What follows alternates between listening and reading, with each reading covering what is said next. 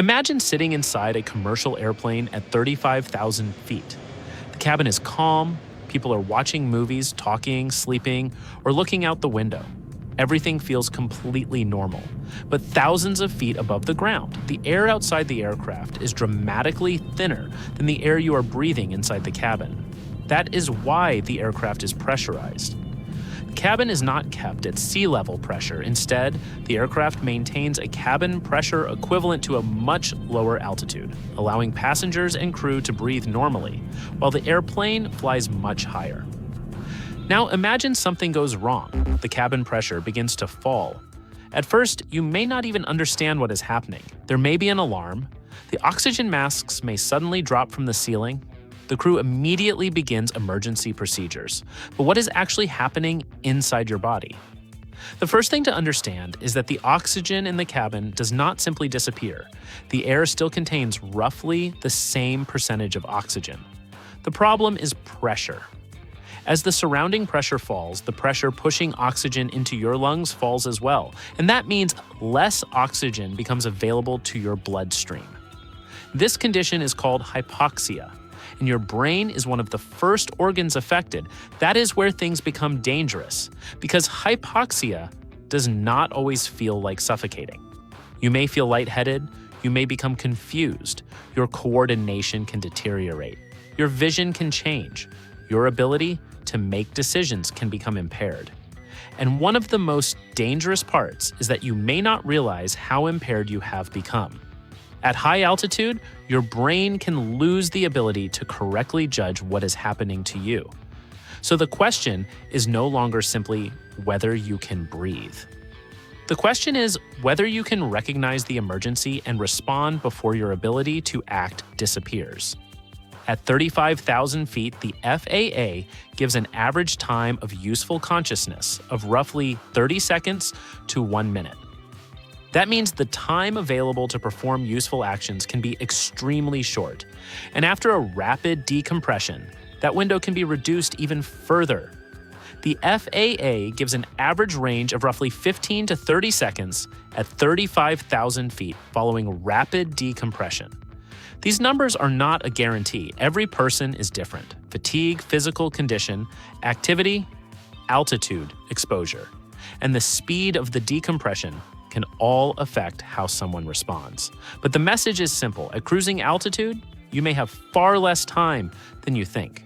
And this is exactly why those oxygen masks are there. When cabin pressure is lost, the oxygen masks are designed to become available automatically. And this is where one of the biggest misunderstandings about aircraft oxygen begins. The oxygen mask is not there because the airplane expects you to breathe through it for the rest of the flight. It is there to buy time. Time for the crew to react. Time for the aircraft to descend. And time for the cabin altitude to return to a level where your body can receive enough oxygen from the surrounding air. Inside the cockpit, the situation is even more urgent. The pilots have their own oxygen equipment. They receive warnings about the loss of pressurization. They put on their oxygen masks, and they begin the procedures required to get the aircraft to a safer altitude. The aircraft does not simply continue cruising at 35,000 feet while everyone waits for the problem to disappear. The objective is to descend rapidly to a lower altitude where supplemental oxygen is no longer needed in the same way. This is one reason emergency descent procedures are such an important part of airline training. The crew has to perform several tasks while the aircraft is moving quickly toward a lower altitude. And they have to do it while hypoxia is potentially affecting their own ability to think and act. That is why the oxygen mask comes first, not later, not after checking what happened, immediately. The FAA describes immediate oxygen use and descent to a safe altitude as critical responses to hypoxia and decompression. There is another interesting detail. Not every loss of cabin pressure happens like the dramatic scenes you see in movies. Sometimes decompression can be rapid, sometimes the pressure can decrease more gradually. And a slow decompression can actually be especially dangerous because the symptoms may be much harder to recognize. Imagine sitting in your seat and slowly becoming tired. You feel slightly dizzy. You have trouble concentrating. Maybe you feel strangely relaxed. You might assume you are exhausted from traveling. You might think you did not sleep enough. you might not immediately think there is a problem with the air you are breathing. But as hypoxia progresses, your judgment and coordination can deteriorate. Eventually, the person may become incapable of taking the very action that could protect them, putting on the oxygen mask.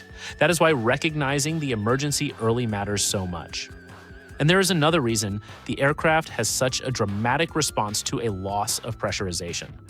The airplane is designed around the assumption that something can fail. The pressurization system has multiple layers of protection. If one source of pressurized air fails, other systems may be available. If the systems cannot maintain cabin pressure, the pilots are alerted and emergency procedures take over. And when necessary, air traffic control can help clear the airspace below the aircraft for the emergency descent. The entire system is designed around one objective: get the aircraft to a safer altitude before the lack of oxygen becomes fatal. So, what actually happens to your body during all of this? It starts with the environment around you. As cabin pressure falls, the amount of oxygen available to your lungs becomes insufficient for normal physiological function. Your blood oxygen level can begin to fall, your brain starts receiving less oxygen, and your performance begins to degrade. At first, the changes may be subtle. You might have difficulty concentrating. Your reactions may become slower. Your vision can become impaired. Your coordination can deteriorate. Then your judgment can begin to fail. And that creates a dangerous paradox. The emergency requires you to act quickly, but the emergency itself can make it harder for you to understand that you need to act. This is why pilots train specifically for hypoxia awareness.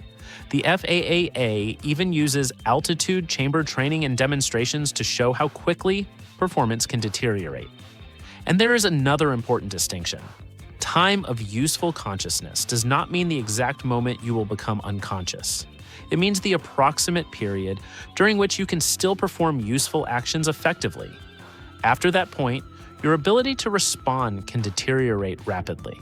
At 35,000 feet, the average figures are already measured in seconds after rapid decompression.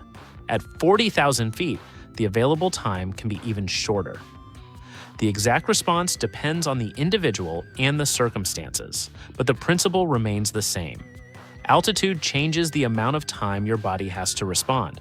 Fortunately, commercial aircraft are specifically designed to deal with pressurization emergencies. The aircraft carries emergency oxygen. The crew is trained for decompression events. Warning systems alert the pilots, and the aircraft can descend rapidly to a safer altitude. That entire sequence is designed to prevent a temporary loss of cabin pressure from becoming a catastrophe. So the next time you are sitting on an airplane at 35,000 feet and you hear the familiar safety announcement about oxygen masks, remember what is actually behind those instructions. The mask is not simply a piece of emergency equipment hanging above your seat. It is a bridge between the moment cabin pressure is lost and the moment the aircraft reaches a safer altitude. And at cruising altitude, that bridge may need to last only long enough for the aircraft to get down. Because when cabin pressure disappears, the most dangerous thing is not simply the lack of oxygen, it is how quickly your ability to recognize the danger can disappear with it. And that is what happens to your body when the pressure inside an airplane is suddenly lost.